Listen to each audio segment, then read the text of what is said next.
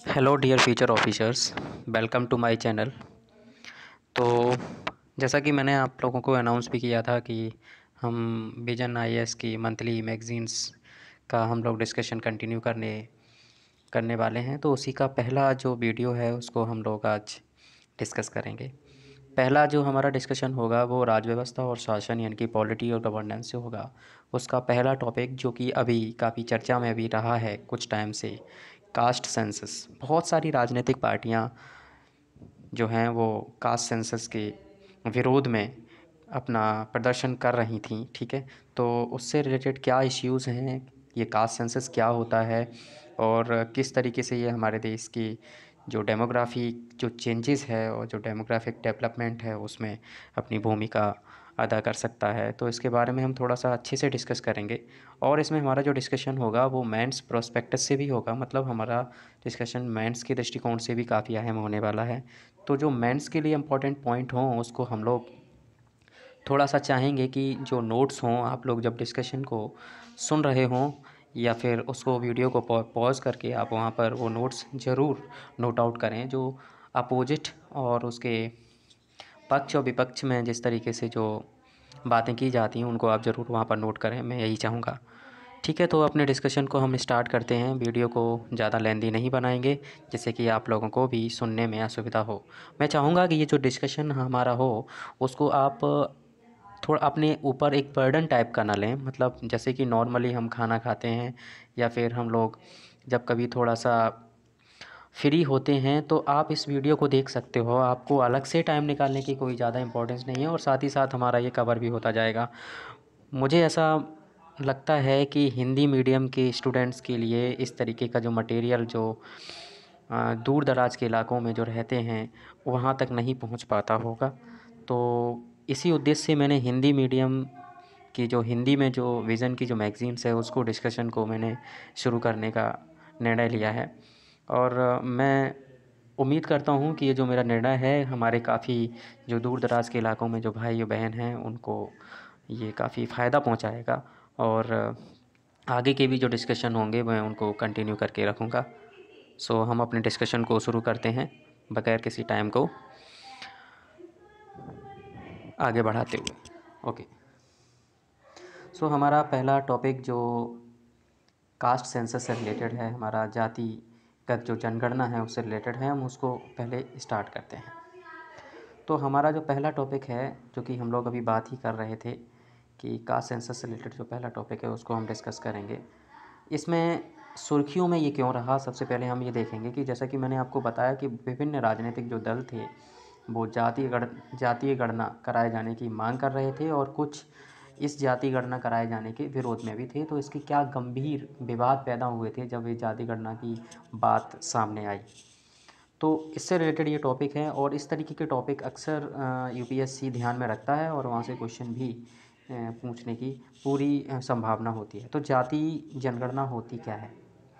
तो बेसिकली अगर देखा जाए तो जाति जनगणना में हम जनसंख्या के जो आंकड़े होते हैं, जो हमारा पॉपुलेशन के जो आंकड़े होते हैं, उनको क्या करते हैं, हम एक जगह जातिगत आधार पर उनको हम एक जगह जातिगत आधार पर लिखने की कोशिश करते हैं। क्या करते हैं? एक जगह उनको हम जातिगत आधार पर लिखने की कोशिश करते हैं और यही है कि जनसंख्या के आंकड़ों का जातिवार सारणी बनाना यानी कि एक लिस्ट बनाना आपकी जाति गणना कहलाती है।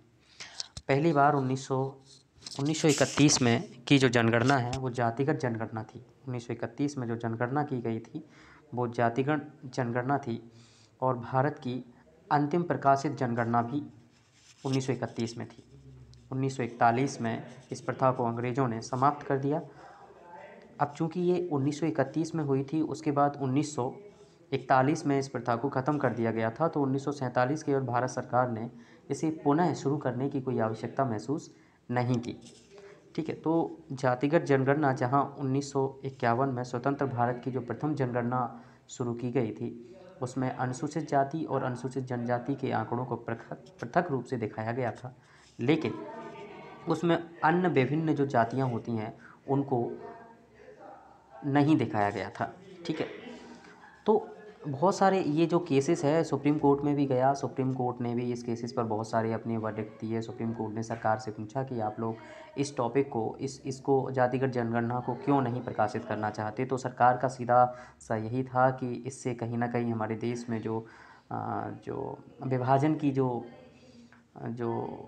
व्यवस्था है उसमें थोड़ा सा ज़्यादा गैप आएगा, लोग ज़्यादा विभाजित होंगे, राजनीतिक पार्टियां इसका गलत तरीके से इस्तेमाल करेंगी। तो ये सरकार का तर्क है, बट देखते हैं आगे क्या होता है, हम डिस्कशन को जारी रखेंगे ही।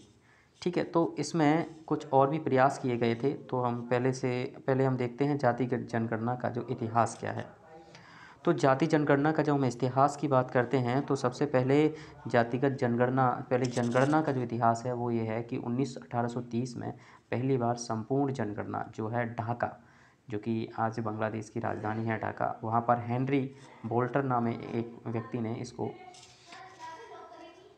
जनगणना को करवाया था। उसके बाद दूसरी जो जनगणना है वो 1836 और 37 में दूसरी जनगणना हुई, और उसके बाद फिर जो हमारी जनगणना 1872 में इसे भारत की पहली जनगणना के तौर पर प्रचारित किया गया। 1881 में भारत की पहली ऐसी जनगणना कराई गई जो कि समकालिक थी, जो कि पहली एक व्यवस्थित जनगणना जिसको हम कह सकते हैं।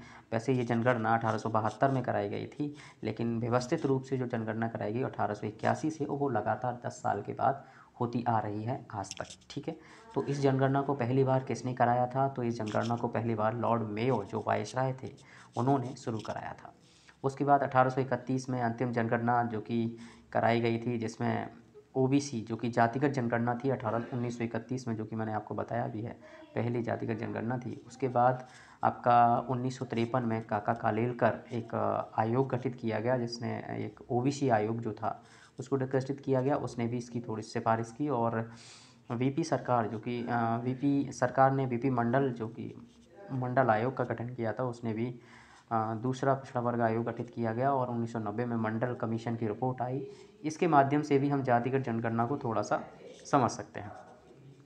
अब इससे पहले हम इनके पक्ष और विपक्ष के बारे में बात करें, उससे पहले हम चाहेंगे कि यहाँ पर कुछ जनगणना से संबंधित कुछ इम्पोर्टेंट प्रयास भी किए गए हैं, तो इसको देख लेते हैं। देखो, 2011 की जो हमारी जनगणना है, क्वेश्चन अक्सर पूछा जाता है। देखो, क्वेश्चन हमारा यूपीएससी में भी पूछे जाते हैं, बिल्कुल पूछे जाते हैं, और साथ ही साथ जो हमारी स्टेट पीसीएस जैसे यूपी पीसीएस है, बीपीसीएस है, हालांकि यहाँ पर जो क्वेश्चन होते हैं वो काफ़ी फैक्चुअल रहते हैं, लेकिन संभावना रहती है कि इस तरीके से क्वेश्चन पूछ लें वो आपसे कि हो सकता है कि 2011 की जनगणना किस पर आधारित थी, जातिगत जनगणना थी, सामाजिक आर्थिक जनगणना थी, किस प्रकार की जनगणना थी। तो जो हमारी 2011 की जनगणना थी, वो जनगणना हमारी सामाजिक आर्थिक और जातिगत जनगणना थी। ये अभ्यास 2011 की जनगणना से पृथक था। तो सामाजिक आर्थिक जो अध्ययन होता है, मतलब ग्रामीण और शहरी परिवारों की सामाजिक आर्थिक स्थिति क्या है, इस आधार पर ये जनगणना की जाती है। पूर्व निर्धारित मानदंडों के आधार पर परिवारों की रैंकिंग की जाती है, उनको कैसे हम रैंकिंग देना है, कौन सा परिवार ज़्यादा अच्छा है, कौन सा परिवार ज़्यादा ठीक बेकार है, तो इस तरीके से वो यहाँ पर देखने की कोशिश करते हैं।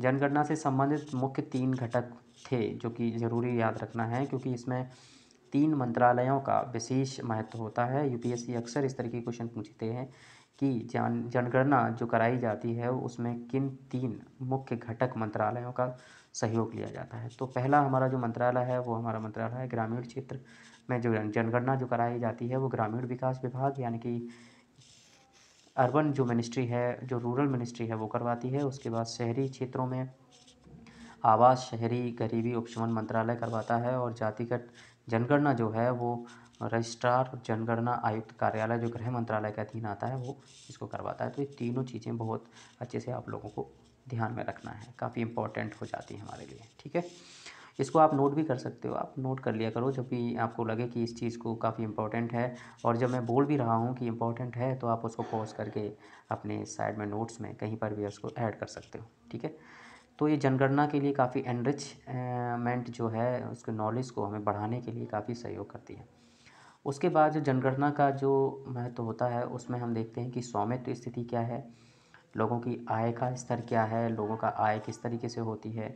ठीक है, इन आंकड़ों को कई मानदंडों पर आंकड़ों को कई तरीक़ों से, कई टॉपिक में, कई मतलब ग्राफ के थ्रू, पाई चार्ट के थ्रू यहाँ पर दिखाने की कोशिश की जाती है। देखो हुआ क्या था, 2017 में केंद्र सरकार ने लाभार्थियों की पहचान करने तथा ग्रामीण क्षेत्रों में सामाजिक योजनाओं के लिए वित्त के ट्रांसफरेशन, उनकी फाइनेंस को ट्रांसफ़र करने के लिए साधन के रूप में जो गरीबी रेखा के नीचे जो लोग अपना जो रहते हैं, गरीबी रेखा के नीचे जो रहते हैं, उनका उनको यहाँ पर पहचान करने के लिए सरकार ने इस तरीके की जो जो सोशियो जो जनगणना जो थी, सेंसस जो था, इसका उपयोग किया। सरकार के द्वारा काफ़ी इसका उपयोग किया गया और काफ़ी काम में भी ये सेंसस आया। ठीक है। प्रधानमंत्री उज्ज्वला योजना, आयुष्मान भारत योजना, राष्ट्रीय खाद्य सुरक्षा कानून, ठीक है, प्रधानमंत्री आवास योजना जैसी काफ़ी महत्वपूर्ण योजनाओं में इस सेंसस का काफ़ी महत्व रहा और इस सेंसस ने काफ़ी मदद की। रोहिणी आयोग आया एक, यह आयोग जो सेवा जो लक्षित जो ओबीसी वर्ग से संबंध रखते हैं उसमें कैसे सुधार किया जाए और कैसे क्या किया जाए, तो इस पर उन्होंने काफ़ी काम किया। अक्टूबर 2017 में कार्यभार ग्रहण किया रोहिणी आयोग ने, और यह जो आयोग है यह बताता है कि लक्षित सेवा वितरण मतलब जिन लोगों को ये सर्विस दी जा रही है, ओबीसी के भीतर वो लोग हैं, क्या वो लोग इसे लाभान्वित हो पा रहे हैं। इस चीज़ का पता लगाने के लिए रोहिणी आयोग का गठन किया गया था। होता क्या है कि आप लोग सब लोग जानते हो कि हमारे देश में कितना करप्शन रहता है, कि चीज़ों जो जो जो योजनाएं बनाई जाती हैं वो आम लोगों तक, जिन लोगों को इसकी आवश्यकता सच में होती है, वहाँ तक नहीं पहुँच पाता। तो वहाँ तक सही ढंग से पहुँचाने के लिए सरकार ने एक आयोग बनाया कि हम क्या करें, कैसे क्या किया जाए भाई, इसकी पहचान करिए। तो ये जो कि एक उच्च न्यायालय के सेवानिवृत्त न्यायाधीश हैं जी रोहिणी, इन्होंने इसको अध्यक्ष बनाया गया। ठीक है। अब इसमें क्या किया कि आरक्षण के लिए ओबीसी के भीतर श्रेणियों का निर्माण करने की संभावना की जांच की गई कि किस तरीके से हम इनको कैटेगराइज करके सब कैटेगरी बना सकें। जैसे ओबीसी में बहुत एक बड़ा तबका ओबीसी में आता है। अब ओबीसी का लाभ सच में ओबीसी वर्ग में जो लोग आते हैं उन्हें इसका फ़ायदा मिलना चाहिए, वो इसका फ़ायदा नहीं उठा पाते। अब जब इसका फ़ायदा जिन लोगों को ज़रूरत होती है वो नहीं ले पाते, तो कहीं ना कहीं उस आरक्षण का कोई मतलब नहीं रह जाता। इसलिए सरकार ने एक आयोग बनाया जिसे रोहिणी आयोग कहा गया, और उस आयोग ने इसको सब कैटेगराइज करने की बात कही, और ये प्रतिनिधित्व समान वितरण की भी बात इसने की। अब इस आयोग ने कुछ इम्पोर्टेंट और भी बातें कही, जो बातें जो इन्होंने कही इसके बारे में हम थोड़ी सी और बात कर लेते हैं। आयोग ने कहा कि उनका उद्देश्य ये है कि ओबीसी के भीतर जो उपवर्गीकरण हेतु जो वैज्ञानिक दृष्टिकोण के माध्यम से ओबीसी के भीतर जो हमें सब कैटेगराइज करना है, उनके लिए तंत्र बनाना है, नियम बनाना, उनका मानदंड क्या होना चाहिए, ये सारी चीज़ें जो करना है वो भी काफ़ी इम्पोर्टेंट है। ठीक है। इसके बाद उन्होंने कहा ओबीसी को 4 उप श्रेणियों में विभाजित करने का प्रस्ताव दिया। इस आयोग की सिफारिशें थीं, ये क्या हैं, इसके सजेशंस हैं, इसकी सिफारिशें हैं। उन्होंने दिया कि इनको 4 भागों में बांटा जाए। पहली श्रेणी, दूसरी श्रेणी, तीसरी श्रेणी, चौथी श्रेणी होगी, जिसमें 27% आरक्षण को क्रमशः 2%, 6%, 9%, 10% में विभाजित किया जाए। जो अलग अलग जब हम कैटेगराइज करेंगे तो 2% हम उनको देंगे जिन्हें कम ज़रूरत है, 6% उनको जिन्हें ज़्यादा ज़रूरत है। फिर हम इसको एक हायरार्की बनाएंगे, इसको हम एक आरोही क्रम में सजाएंगे, पहले सबसे कम, फिर उससे ज़्यादा, फिर उससे ज़्यादा, फिर उससे ज़्यादा। ठीक है, ये इनकी सिफारिशें थी। अब सिफारिशें मानना ना मानना ये तो सरकार के ऊपर होता है, देखते हैं क्या होता है। ठीक है। ओबीसी प्रमाण पत्र जारी करने की एक मानकित प्रणाली की भी इन्होंने संस्तुति की। इन्होंने कहा कि एक ओबीसी जो प्रमाण पत्र, ओबीसी सर्टिफिकेट जो जारी किया जाता है, उसका एक मतलब अच्छा सा मॉडल हो और वो सभी जगह मान्य हो, पूरे भारत में एक हो। ठीक है। हाल ही में इस आयोग के कार्यालय का 6 माह के लिए, और मतलब ये आयोग को अपनी सिफारिशें देनी थी, जल्दी देनी थी, लेकिन किसी कारणवश ये नहीं दे पाए होंगे, तो इसकी जो व्यवस्था है इसको और आगे बढ़ा दिया है। अब देखो यहाँ पर बात क्या आती है, अब हम बात करते हैं जातिगत जनगणना के विपक्ष में तर्क क्या दे सकते हैं और पक्ष में तर्क क्या दे सकते हैं। जातिगत जातियों पर आधारित जो आंकड़ों की उपलब्धता है उसके आधार पर हम क्या कह सकते हैं। देखो, जाति के अनुमान पहले से ही उपलब्ध हैं, सभी लोगों को पता है कि कौन सी जातियां कहाँ पर क्या है क्या नहीं है। सामाजिक विभाजन का अनुमान पहले से ही उपलब्ध है, सामाजिक विभाजन कौन कौन से हैं, अलग कौन सा वर्ग है, कौन सा वर्ग नहीं है।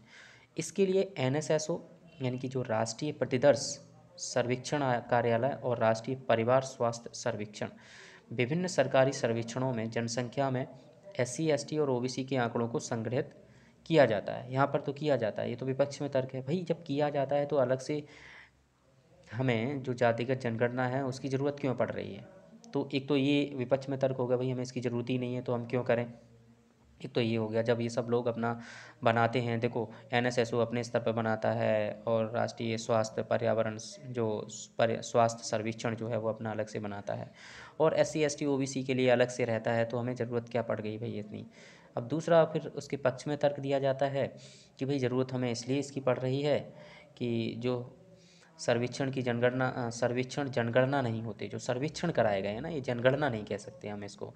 तो जो NFHS और NSSO द्वारा जो एकत्र किए गए जो आंकड़े हैं वो जनगणना के विपरीत सर्वेक्षण हैं, वो अनुमान हैं, वो एग्जैक्टली जनगणना नहीं है ना।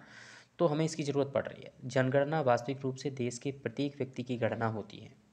आप सब लोगों को पता है कि जब हम गणना करते हैं कि कितने लोग हैं, कौन सी जाति के कितने लोग हैं, कितने नहीं हैं, ये है। और यहाँ पर क्या है, अनुमान है। तो अनुमान और गणना में अंतर होता है। ऐसे ही प्रत्येक वर्ग जिसके स्तर पर गणना की जाती है, कितना कौन सा वर्ग कितना शिक्षित है, कौन सा परिवार कितनी संपत्ति है, किस किस किस जाति की कितनी जीवन प्रत्याशा है, तो ये सारी चीज़ें इसमें आ जाती हैं। और कहीं ना कहीं इससे देश में जो भावी योजनाएं हैं उनको बनाने में मदद मिलती है। कहीं ना कहीं ये काफ़ी उपयोगी हो जाता है हमारे लिए, इसलिए भी हमें जो जातिगत जनगणना है वो उपयोगी हो जाती है हमारे लिए। दूसरा पॉइंट यहाँ पर आता है कि परिचालन से संबंधित चुनौतियाँ, मतलब हम जनगणना अगर करते हैं तो क्या चुनौतियाँ हो सकती हैं। तो विपक्ष में तर्क दिया जाता है कि विपक्ष में तर्क दिया जाता है कि एक पूर्ण जातिगत जनगणना जिसमें सभी सवर्णों का जातिवार विभाजन शामिल हो, इसके लिए कठिनाइयाँ उत्पन्न कर सकता है। क्यों कर सकता है भाई, आप इसलिए कर सकते हो कि देश के सभी जातियों की जो आधिकारिक सूची उपलब्ध नहीं है सबके पास, और एक जाति को पता नहीं कितनी कितनी छोटी जातियों में बांटा गया है, इसका अनुमान भी नहीं है हमारे पास। तो ये करना काफ़ी कठिन है, ऐसा मतलब कर पाना बहुत मुश्किल है। तो जनगणना के बाद वर्गीकरण कार्य परिणाम स्वरूप तालिका बनाना काफ़ी जटिल काम महसूस होता है, तो ये काफ़ी मुश्किल होता है। एक ये तर्क दिया जाता है। दूसरा लॉजिक दिया जाता है कि यह सामान्य प्रथा है। कुछ जनगणना संबंधी तालिकाएं जनगणना संपन्न होने के 5 या 7 वर्ष बाद जारी की जाती हैं। ऐसा किया जाता है अक्सर, ये सामान्य प्रथा है, इसको किया जाना चाहिए। ठीक है, जैसे कि यहाँ पर आपको कुछ मिलेगा। ठीक है, ये NFSC के द्वारा अनुमान जारी किए गए हैं। ये OBC का 20% है, ठीक है, नहीं SC का 20% है, ST का 9.2% है, OBC आपका 43.4% है। तो OBC आपको देखो यहाँ पर सब कैटेगराइज करने की ज़रूरत है, इसीलिए रोहिणी आयोग गठित किया गया था। ठीक है, क्योंकि OBC बहुत ज़्यादा है, इसका कोई फ़ायदा ही नहीं उठा पाते। और ठीक है, जनरल आपका जितने परसेंट है, ये सारी चीज़ें आपको यहाँ पर दिख रही हैं, तो समझ में आ जा रहा होगा। अगला हमारा है कि पहचान की राजनीति, मतलब एक पहचान भी एक कोई बात होती है ना। मतलब सामान्यतः ऐसा कहा जाता है कि भारत में जो मतदाता हैं केवल अपनी जाति के लिए मतदान करते हैं। तो कहीं ना कहीं जो जातिवाद ही जो परंपरा है उसको अगर आप जातिगत जनगणना कराते हो तो कहीं ना कहीं एक जातिगत जो परंपरा है, जातिवादी जो परंपरा है, कहीं ना कहीं उसको बढ़ावा मिलेगा। हो सकता है, ये भी हो सकता है, बिल्कुल हो सकता है कि अब सब लोगों को जब पता होगा कि हमारी जाति जो है उसमें इतनी वोटिंग है तो हम उसको लुभाने की कोशिश करेंगे। तो कहीं ना कहीं जो जिस चीज़ को हम ख़त्म करना चाहते हैं और वही आगे बढ़े, तो कहीं ना कहीं जातिगत जनगणना हमारे लिए यहाँ पर ठीक साबित नहीं हो सकती। ये तो विपक्ष में तर्क हो गया। पक्ष में अगर तर्क की हम बात करें तो विशुद्ध और अकादमिक अगर नीतिगत दृष्टिकोण अगर आपको बनाना है, अगर आपको सभी को लक्षित जो लाभ होता है वहाँ तक पहुँचाना है लोगों तक, तो हमें जातिगत जनगणना करनी ही होगी। तभी हम उन लोगों तक उनका सही जो रिज़ल्ट जो होगा वो हम उनको दे पाएंगे। उसके बाद यहाँ पर बोला गया है कि आरक्षण हेतु मांग में वृद्धि की जाए। मतलब लोगों के द्वारा बहुत सारा आरक्षण मांगा जा रहा है। आपने अभी काफ़ी प्रोटेस्ट देखे होंगे, राजस्थान में प्रोटेस्ट होते हैं मीणा समुदाय के द्वारा। मराठा जो महाराष्ट्र में मराठावाड़ा में जो मराठा जो आरक्षण है उसकी बात होती है। ठीक है, तो ये सारे के सारे मतलब चलते रहते हैं। गुर्जर समुदाय के द्वारा, ठीक है, जाट समुदाय के द्वारा आरक्षण की बातें चलती रहती हैं। तो कहीं ना कहीं उच्चतर कोटि के विरोध के लिए जो बढ़ावा मिल सकता है, मतलब 50% से सुप्रीम कोर्ट का स्पष्ट रूप से डिसीजन है कि 50% से ज़्यादा आरक्षण आप नहीं दे सकते, फिर भी सरकारें आरक्षण देती जा रही हैं।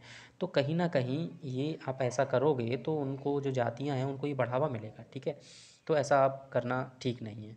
दूसरी बात यहाँ पर कहा गया है कि जो जातिगत जो आंकड़े होते हैं उनके जो अभाव होता है, सार्वजनिक रोजगार शैक्षणिक संस्थानों में प्रवेश की आरक्षण की जो मांगें होती हैं वो प्रभावी नहीं की जा सकती। अगर जातिगत आंकड़े नहीं हैं तो उनको सही ढंग से आप नहीं कर सकते। जैसे कि विगत दशकों में आपने जाटों के बारे में सुना है, ठीक है, जाटों के बारे में सुना है, मराठों के बारे में आपने सुना होगा। उनके आरक्षण को लेकर काफ़ी व्यापक उन्होंने आरक्षण की, ओबीसी एसटी एसटी इन सबको वंचित करने के लिए समय साक्ष्य आधारित नहीं होते। तो जब हमारे पास साक्ष्य नहीं है, सुप्रीम कोर्ट भी और हाई कोर्ट्स भी हमेशा कहते हैं कि भाई हमारे पास साक्ष्य ही नहीं है, आप बगैर साक्ष्य के आप किसी को आरक्षण कैसे दे सकते हो। तो अनुमान के आधार पर आरक्षण देना कहीं ना कहीं देश के लिए हानिकारक साबित हो सकता है। ठीक है, आगे की राह क्या हो सकती है भैया, हम क्या ऐसा तरीका अपना सकते हैं इस चीज़ से निपटने के लिए। तो जातिगत आंकड़ों की उपयोगिता को हमें समझना होगा। हमें समझना होगा कि सच में अगर जातिगत आंकड़ों की उपयोगिता है तो हम उसको उपयोग हमें लाना चाहिए। ठीक है, हाँ एक चीज़ हो सकती है कि हम जातिगत आंकड़ों को ले सकते हैं, हम जातिगत जनगणना करा सकते हैं, लेकिन हम उसको पब्लिश ना करें। तो पब्लिश ना करें तो इससे कहीं ना कहीं प्रॉब्लम क्रिएट हो सकती है। हमारी गवर्नमेंट जो है वो उसका मिसयूज़ कर सकती है। ठीक है, तो पब्लिश तो करना होगा। तो बहुत सारी ऐसी चीज़ें हैं जिनको ध्यान में रखना होगा। दूसरा यहाँ पर बोला गया है कि सभी संबंधित आंकड़ों का समग्र रूप से अध्ययन किया जाए, जितने भी आंकड़े हैं उनका अध्ययन किया जाए, फिर हमें जो जातिगत जनगणना है उसको कराने की आवश्यकता ही नहीं होगी। ठीक है, एक तो ये हो गया तरीका भैया। दूसरा तरीका हमारा हो सकता है कि समय की मांग के अनुसार हमें चीज़ें देखनी होंगी कि समय की अगर ज़रूरत है तब तो हमें जातिगत जनगणना करानी चाहिए। हमारा समाज इतना मैच्योर हो चुका है कि वो इस तरीके की जो जो हमने तर्क में जो चीज़ें पढ़ी हैं, अगर उन चीज़ों को झेलने के लिए, उन चीज़ों को समझने के लिए तैयार है तो हम जातिगत जनगणना करा सकते हैं।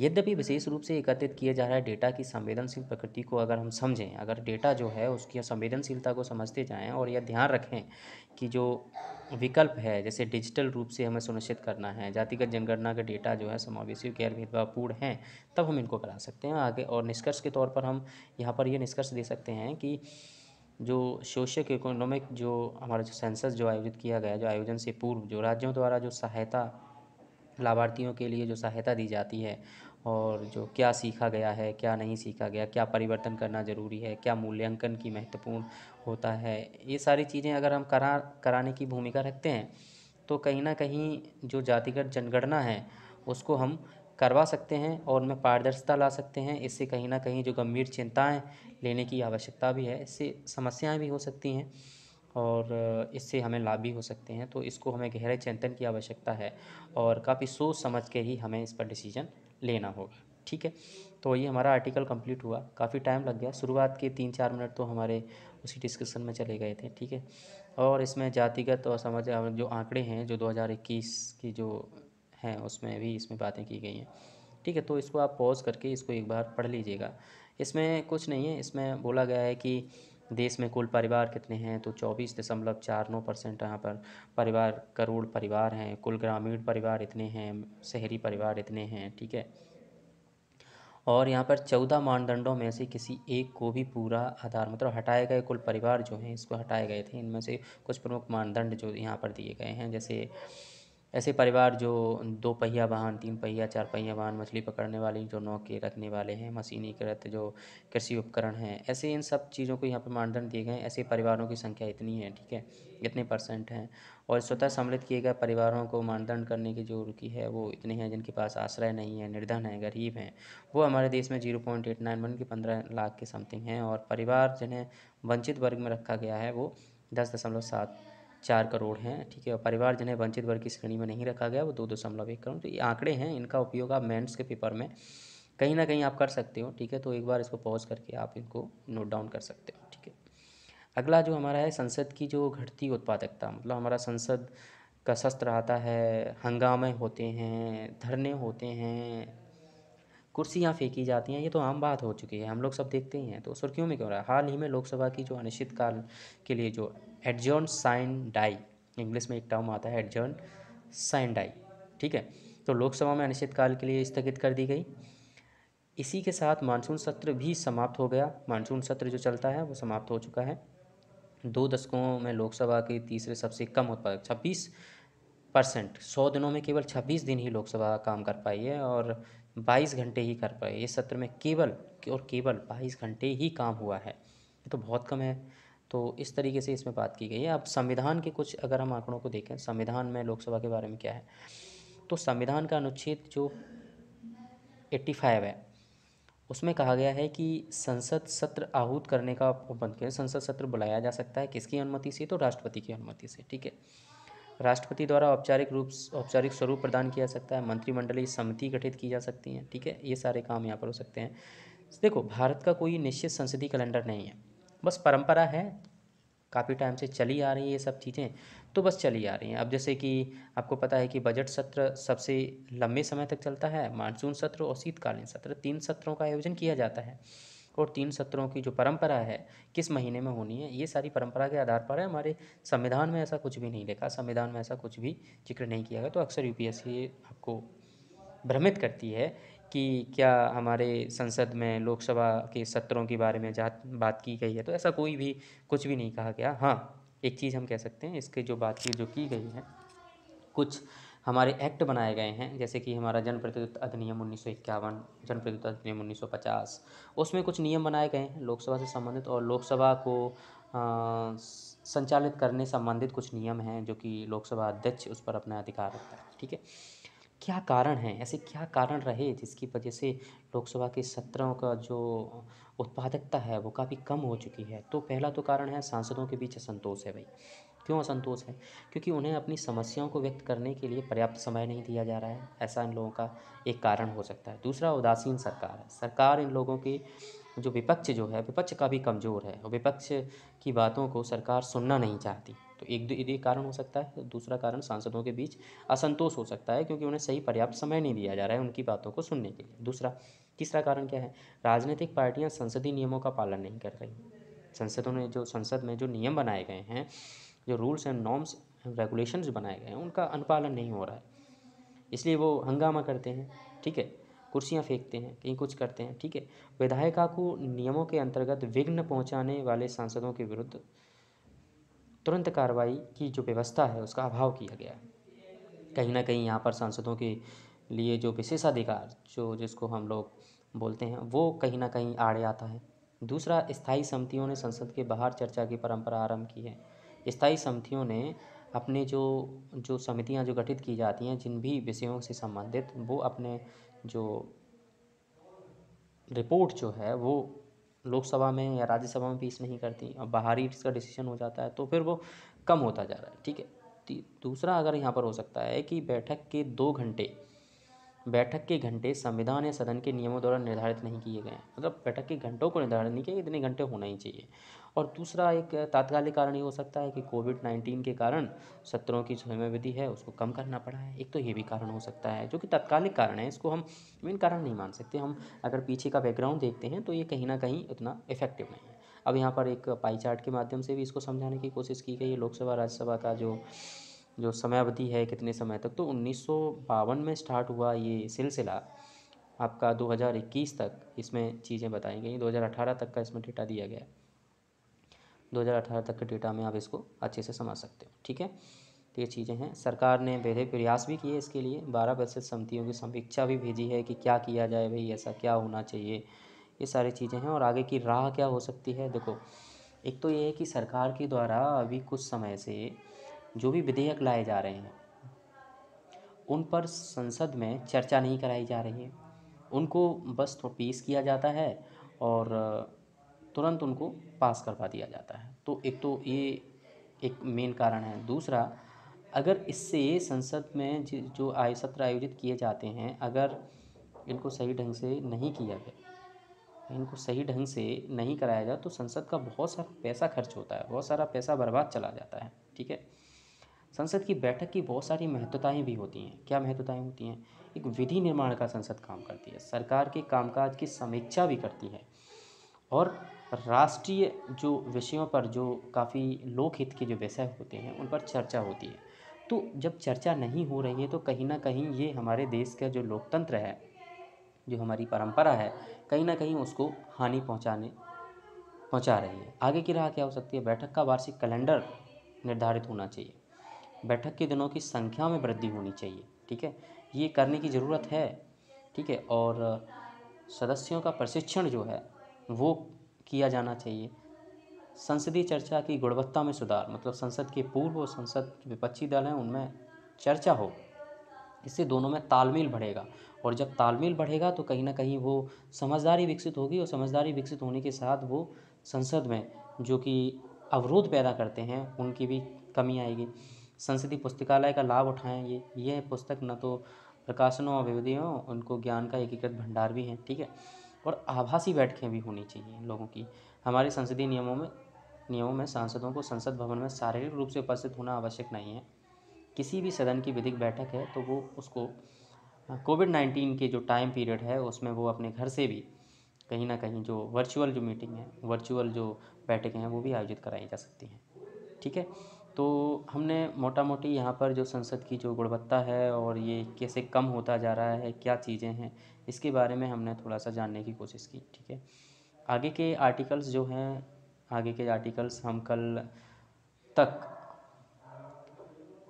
राजनीति और जो गवर्नेंस यानी कि पॉलिटी और जो गवर्नेंस से रिलेटेड जो टॉपिक हैं इसको हम कंप्लीट कर लेंगे। इस वाले पार्ट को, न्यायपालिका में महिलाओं की भूमिका और गैम्बलिंग से रिलेटेड, हम कल कंप्लीट करने की कोशिश करेंगे, ठीक है। तो फ्रेंड्स, आज के लिए इतना ही। बहुत बहुत धन्यवाद। Thank you so much.